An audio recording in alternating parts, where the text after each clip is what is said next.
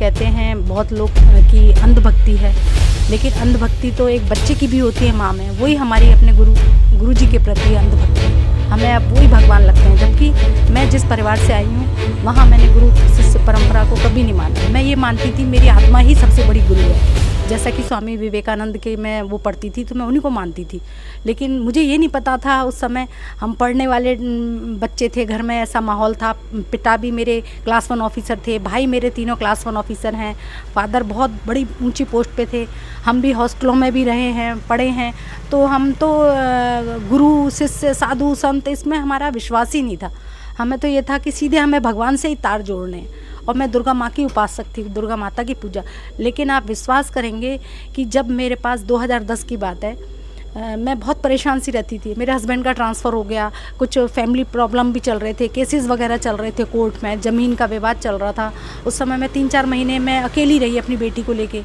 बेटा है वो MMM में इंजीनियरिंग करने चला गया, फिर मैं अकेली पड़ गई। तो उस समय मैं बहुत अकेलापन, असहाय महसूस करती थी। तो मुझे एक बार ऐसा लगा कि माता आई हैं और कह रही हैं कि बापू आए हुए थे। UIT भिवाड़ी की बात है, 28 अगस्त 2010 की बात है। तो मुझे एक्टिवा चलाना भी नहीं आता था। एक्टिवा मैंने नई ली थी और बेटी को ट्यूशन पढ़ाने जाना था और मुझे एक्टिवा चलानी नहीं आती थी और बेटी को ट्यूशन के लिए लेने जाना था। तो आप विश्वास नहीं करेंगे, ऐसा हुआ कि मैं पता नहीं कहाँ से एक दिन मेरे पास शक्ति आई। मैंने कुछ भी खाया पिया नहीं था और मैं एक्टिवा लेके और बस मुझे बापू के वो जो होल्डर लगे हुए थे बड़े बड़े भिवाड़ी में, बस मैं उन्हीं के पीछे पीछे चलती गई। मुझ में पता नहीं कहाँ से शक्ति आई और मैंने देखा ऊपर से गुरुदेव हेलीकॉप्टर से घूम रहे थे और गुलाब की पंखुड़ियाँ गिर रही थी मेरे ऊपर। और वो एक्टिवा ऐसा लग रहा था जैसे मैं नहीं चला रही, कोई और चला रहा है। और वो जाके UIT का ग्राउंड था, वहाँ जाके अपने आप रुकी एक्टिवा और 2 भाई आए और उन्होंने वो एक्टिवा लेके, माता जी लाइए हम पार्क कर देते हैं, क्योंकि वहाँ मिट्टी खुदाई हो रही थी, बापू के शिविर विर बने हुए थे। तो मुझे कुछ नहीं पता था मैं कहाँ आ गई हूँ, बस मुझे था कि यहाँ कोई संत आए हुए हैं तो चलो दर्शन कर लेते हैं, है ना। तो इस उद्देश्य से मैं उनके पास गई वहाँ और बैठ गई वैसे ही जाके।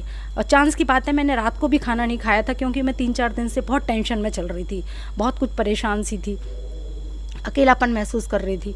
तो उसी समय 2 बहनें आई, बोली आपको दीक्षा लेनी है क्या? मैंने कहा नहीं, मैं तो इस उद्देश्य से नहीं आई दीक्षा लेने, और ना मेरे पास उस समय इतने पैसे थे। मैं तो ऐसी आ गई थी, एक वो स्केच पेन लेने आई थी बेटी के कलर के।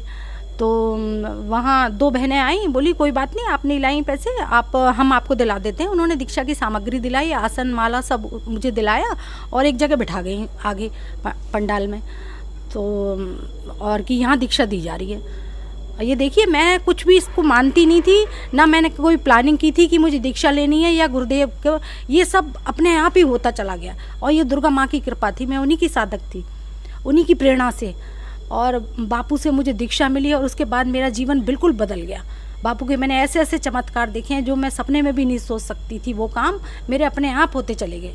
और आज तक मैं बिल्कुल निडर हूँ इसलिए बापू। और बापू के ऊपर जो इल्ज़ाम लगाए हैं वो बिल्कुल ही निराधार हैं, क्योंकि जो भाई आज तक कुछ ऐसा नहीं हुआ। भगवान राम पे भी इल्ज़ाम लगाए हैं, भगवान कृष्ण पे भी इल्ज़ाम लगाए हैं, तो ये कलयुग में हमारे बापू को कहाँ छोड़ेंगे।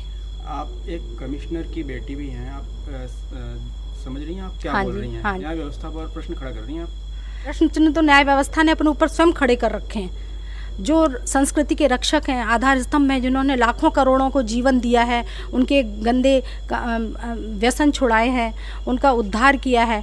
और अब एक लड़की के कहने पे उन्होंने ऐसा सत्य मान लिया कि एक लड़की ने जो कह दिया बस वही अटल सत्य हो गया। और करोड़ों हम जैसी साधक बहनें जो कह रही हैं उसका कोई, हमने कितनी रैलियां निकाली हैं, कुछ भी निकाले, हमने ज्ञापन सौंपे हैं DM को। से अलग होना आपकी एक मजबूरी है?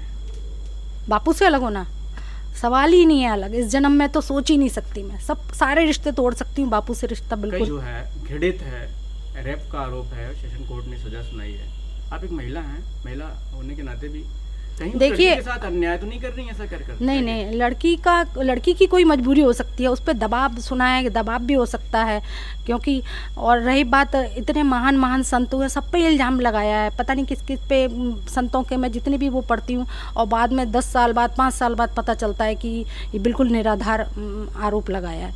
इसी तरह से मैं 100% कह सकती हूँ, और मैं नहीं, मुझ जैसी लाखों करोड़ों बहनें हैं जो बहुत उच्च शिक्षित हैं। मैं भी एमकॉम हूँ सन 89-90 बैच की अवध यूनिवर्सिटी से, और थ्रू आउट फर्स्ट क्लास, और पीएचडी भी कर रही थी मैं आगरा से।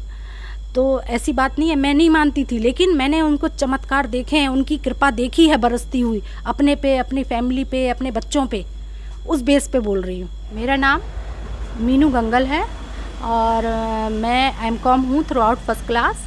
मैं हाई स्कूल से मुझे स्कॉलरशिप मिल रहा है, इंटर में भी, बीकॉम में भी अवध यूनिवर्सिटी की टॉपर हूँ मैं।